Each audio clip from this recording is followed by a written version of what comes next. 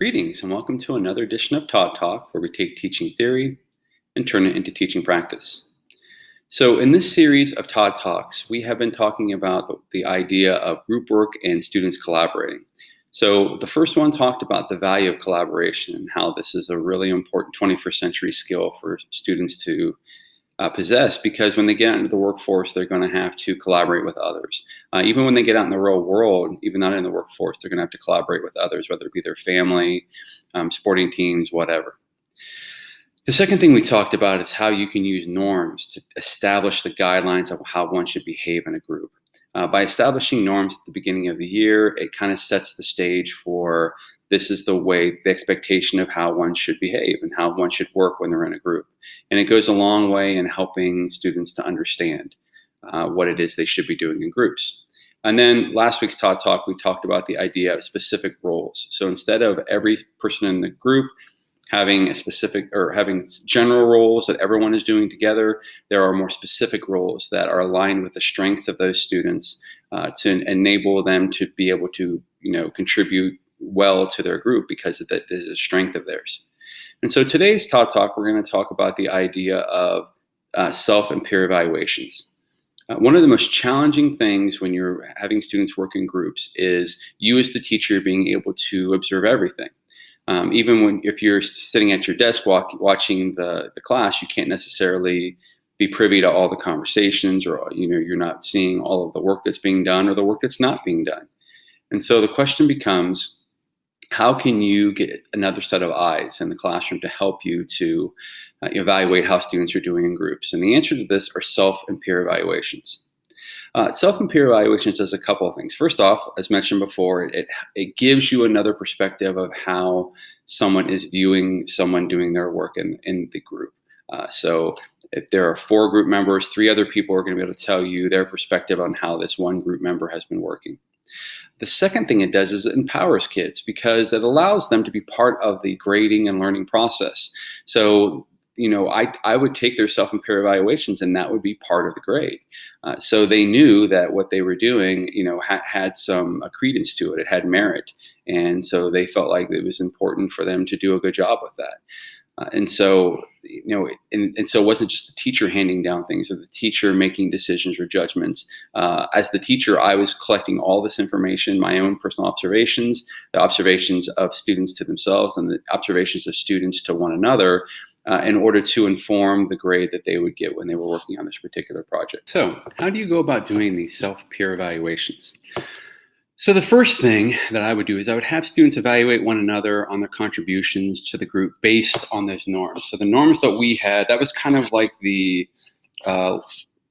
basis for this evaluation. So how well are they following the norms? Are they on task? Are they listening to others? Are they doing all the things that the group established as being a norm?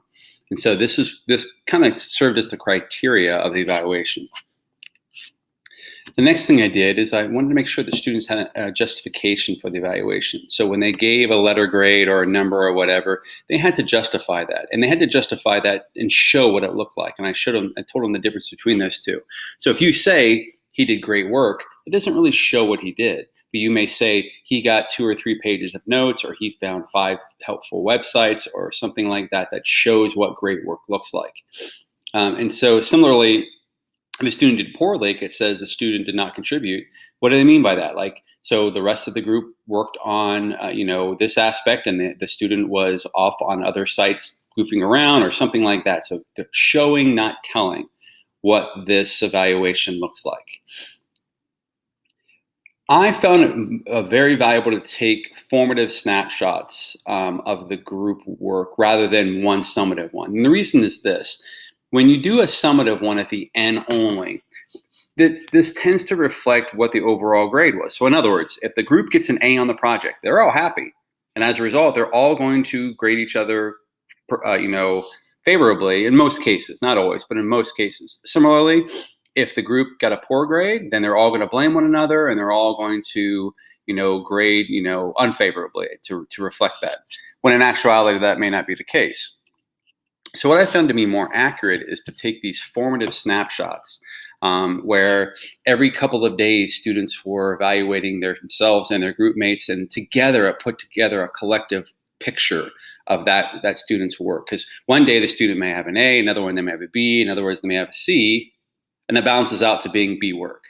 So this gave you a much better indication of not only what the overall grade was, but how it broke down. So where did the student need more work? Where do they need to refinement for?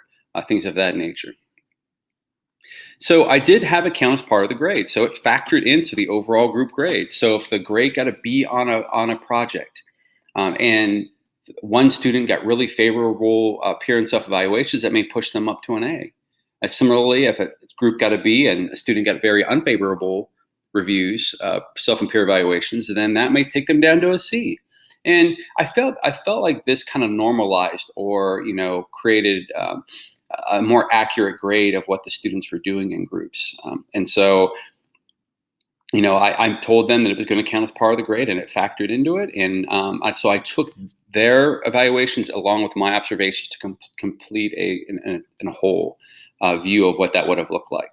And then lastly, you can have this allows them to share in the grade so that there's some skin in the game, so that they feel like there's buy-in because they have some say-so in their grade. It's not just the teacher handing them their grade. So this is what a self and peer evaluation would look like when I give it to students. So how I would do it in the snapshot version was I would take the project and break it into 3 parts. You can see I have research, I have the creation of the product, and I have the lesson prep presentation. So that kind of lays out the 3 different phases of the project. So the student would put the peer names up at the top, and then whenever I would say to them, I'd carve out 5 to 10 minutes at the end of a class, and I would say, you need to give your group a self and peer evaluation. And so then under research, they may, they would put what they thought that particular day, and then there might be a couple of days of research. There might be, only 1 day of lesson prep, but there could be more. So it gave you an overall idea. So this is what this looked like when it was completed. You can see in this case that the peer was John, and you have that research creation of product, lesson prep. And so in the research aspect, John did fairly well. He got an A, a B, and an A. He was absent 1 day. And then they talked about what he did that was so good. So A, he brought in a book that he got from the library on photosynthesis. He also helped to organize the group's notes. Those are all excellent examples of showing what great work looks like, what A work looks like. His B, he started out getting research, but got distracted by Fred near the end of the period. So he wasn't consistent. So that would result in a B. When he got to the creation of the product, he was not as consistent. So he got a B, a C, and a D. In instances where while others watched the PowerPoint and offer suggestions, he read a magazine, or he was on YouTube watching silly videos. So he was definitely off task during this time.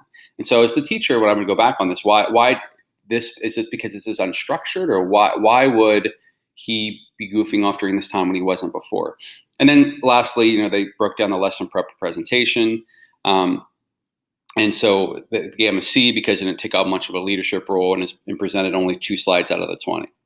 So this all together collectively, this A, B, C, D, C, B, would be kind of averaged into what that would be. So this would probably be a B minus, maybe a C plus on John's overall picture of how he did in his group. I would often track the growth of group members across projects because I wanted them to gain an awareness of how they were being seen by other members of the class. Because sometimes we think we're this, but in actuality, the overall consensus is that you're really like this. And so it's important to gain that awareness. So what I would do is I would I would show their growth over the period of several projects, and this gave them the big picture. It allowed them to see whether improvements could be made, or if they were falling back into bad habits and had to do a better job. It provided them with context as compared to others. In other words, they may think they did a really good job as compared to this student who did a ton of work or did an excellent job on it. They may not have. So we all think we deserve A's, but let's be honest. Not everyone deserves an A. Some people work harder or do better job than others. And so you have to have that differentiation within that.